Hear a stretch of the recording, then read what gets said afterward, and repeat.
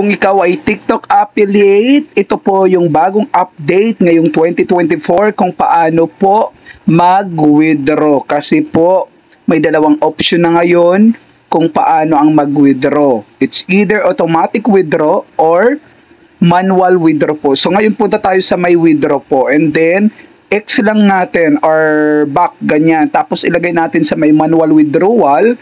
Kasi po, ang manual withdrawal, ito yung ikaw yung magde-decide kung kailan mo gusto mag-withdraw.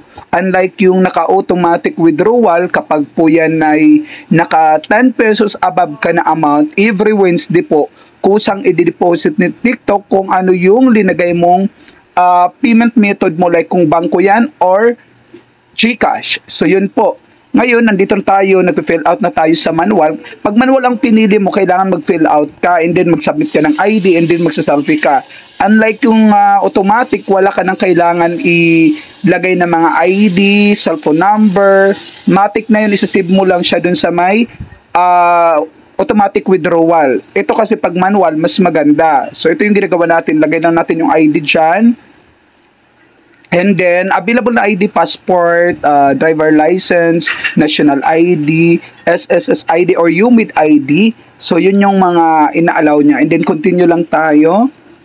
Then, syempre, ayan yung ID natin dyan. Kailangan po magkulay green yung nasa gilid na parang pinaka-detector po. Ayan. So, kapag ganyan ang sign po, ibig sabihin, nakuha niya na po or na-capture na po. And then, may ibang ID na kailangan ng back. Ito sa akin wala. Hindi siya required ng back. And then magsa-selfie na tayo dito dahil kailangan i-remove nyo po kung mayroon kayong mga eyeglass ha. I-remove nyo po. Or something balbas, something ganun. Dapat wala.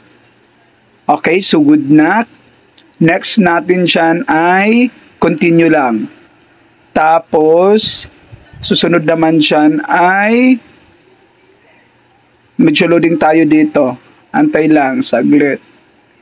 Mahalaga na i-set up nyo na yung inyo dito. And then automatic po mag-save yung details dito. Gawa ng meron nang na-picturean na ID tayo. Then, ayan na. Tapos na tayo. Okay lang po. And then, ayan. Uulitin nyo po ha. Ilagay nyo ulit kasi pagka after nyo mag-fill out lahat, babalik siya sa may auto-withdrawal. Ang gagawin nyo, back nyo tapos pindutin nyo ulit yung manual withdrawal para i-save nyo na po siya. Okay?